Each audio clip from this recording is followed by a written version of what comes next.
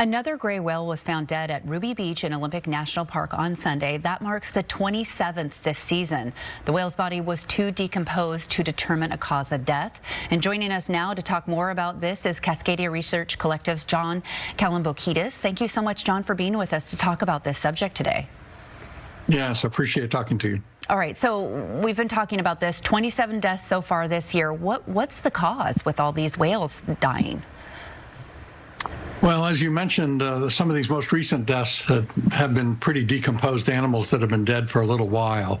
But the common thread through all of these 27 that we've had so far, they've been very thin and emaciated animals, indicating they didn't get enough to feed last year. And the different work we do has pointed the finger at that relates to their primary feeding areas in the Arctic, not having as much prey for them to be able to survive through this period that they're migrating north.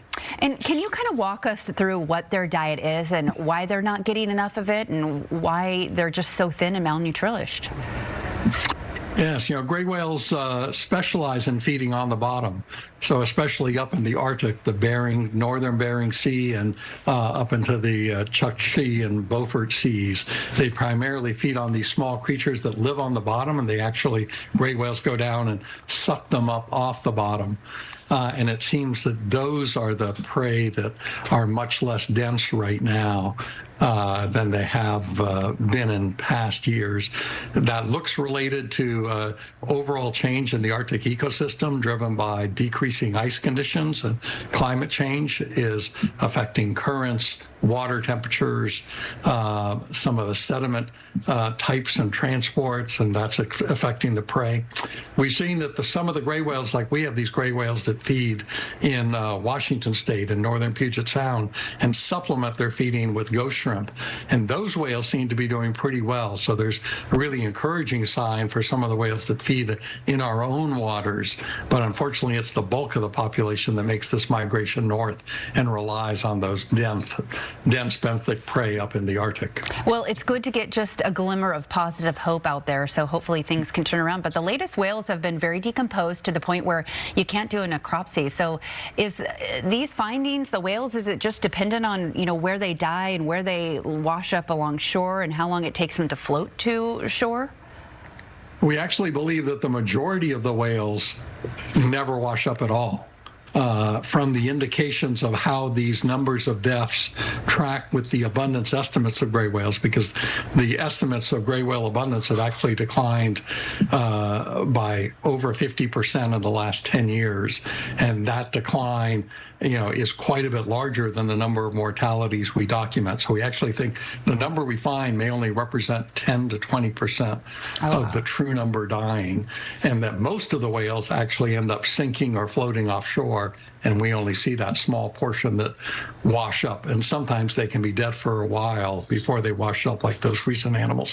One other piece of good news is that at least the pace of these strandings has decreased somewhat.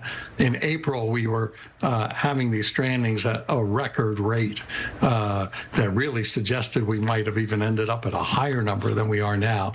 And fortunately, that has slowed somewhat. So that's good news. We already are at the second highest annual total for an entire year that we've documented in 50 years. So that's not going to keep us from being, at really high levels, but at least the pace has dropped somewhat. And if it continues to drop, maybe we won't be as high as we feared we might.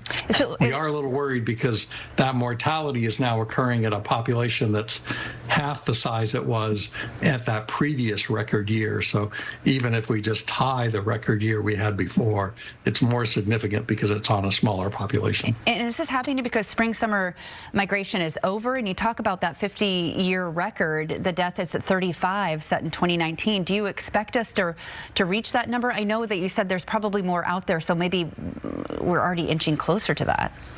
Yeah, right now we seem to be on pace to get very close to that record year of 35 that you mentioned there. And, but hopefully, again, if pace ends up slowing, maybe we'll fall just short of that. This time of year, most of our mortality we usually experience by the end of June, because this is the period that gray whales are going through what is normally a period that they don't feed much as they migrate back to their feeding grounds. So it's the most stressful period in their annual cycle. So that's where these food shortages are taking the biggest toll. And after June, it should drop off a little bit. The one other puzzle I can mention that we haven't quite figured out is 20 of our 27 deaths are males, and only 4 are confirmed females, and we still have 3 with unknown sex.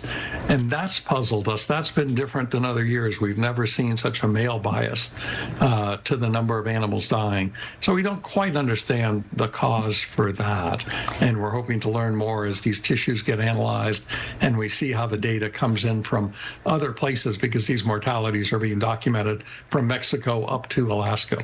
And we just have one more quick question here because we're running out of time, but how much of this is caused by humans and what can we do to help? Yes, I think the 2 main things we can do, and very quickly I'll just say, protect some of these areas that we're finding gray whales are seeking and searching for alternate areas to feed, like northern Puget Sound. So make sure those alternatives they're looking for are protected. And then really some of the long-term strategies of trying to combat climate change are really the key part in the larger prey picture of what's changed in the Arctic. Well, John, I hope we don't get to that number of 35. I hope it starts to slow down and continues to get more positive for us. Thank you so much. With Cascadia Research Collective's John Calambokidis for joining us today and enlightening us and helping us trying to understand this situation. Great to talk to you. All right, take care.